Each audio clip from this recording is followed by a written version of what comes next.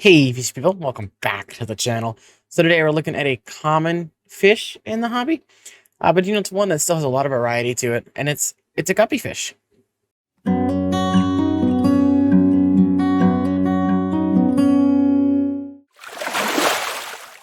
Now, there are so many different types of guppies between color variations, tail patterns, and just all the different combos you could make. But today we're going to look at the Blue Delta Guppy because I found a little, tidbit about them that I thought was interesting. So, Blue Delta Tail Guppy itself has over 12 different varieties with all the different tail combos.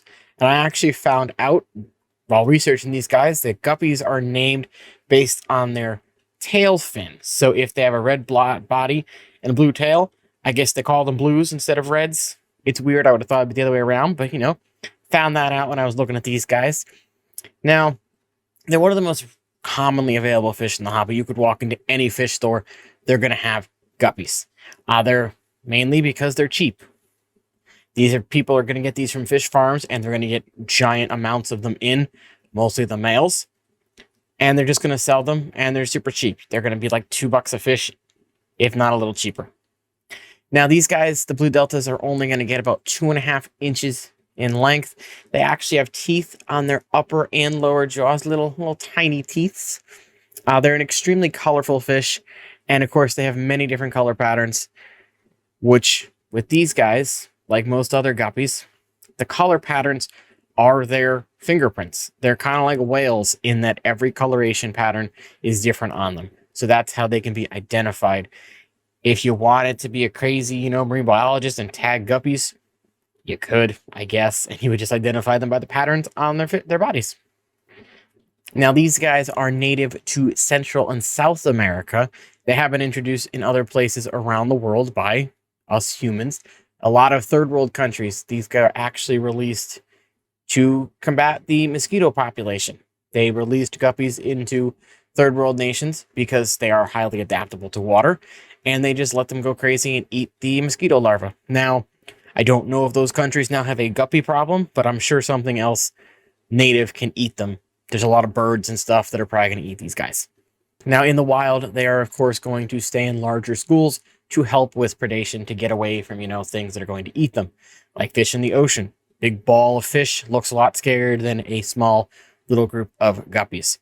So tank-wise, you could do a pair to a trio in a 5-gallon. Personally, I would want no smaller than a 10. That way you've got some wiggle room. If they do have babies, you don't have to panic right away. If you're going to be trying to breed them, I would say line breeding, you could probably do a 10, but I would want a 20-gallon just because these guys can drop a lot of fry at once. Now, for water, they're going to want their pH between 7 and 8. This is, again, typical guppies. I have kept guppies at a lower pH and softer water.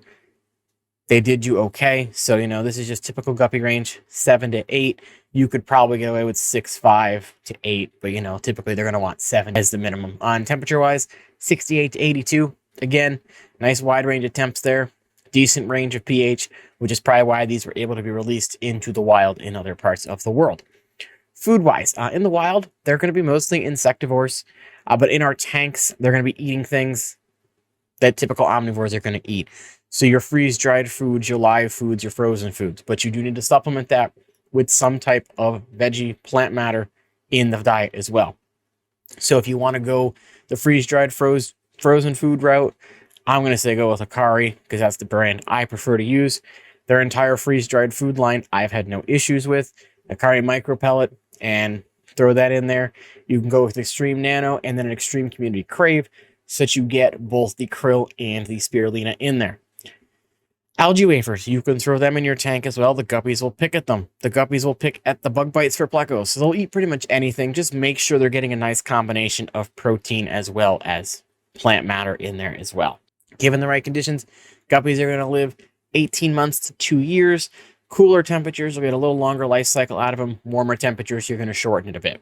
So there you go. Problem with most specific guppy strains, when you're going and looking at a specific guppy strain from a breeder who has specifically line bred these fish and constantly bred these fish out and out, they're going to have weaker genes, and it's just unfortunate that this happens with how people choose to breed guppies, but it's kind of inevitable unless the breeder is going to constantly be infusing different genetic lines of these fish. So if you get a pair of blue deltas from a breeder who has been breeding the same fish for, say, a decade, the fish are going to slowly get genetically weaker unless they're getting and going to a pal who also has bred these with a different genetic strain and brings them in to infuse some new genetics to them. Just overbreeding and overuse of the same few males per se will just inherently create a weaker fish, because if you're breeding a male and it's like its twice removed daughter or something,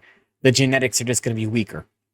So these fish can be a little weaker and be more susceptible to health issues. So just keep that in mind. Try, if you can, to get a breeder who's infused different lines together. So when I was breeding my purple blue mosaics, what I did is I got a set from a transshipper.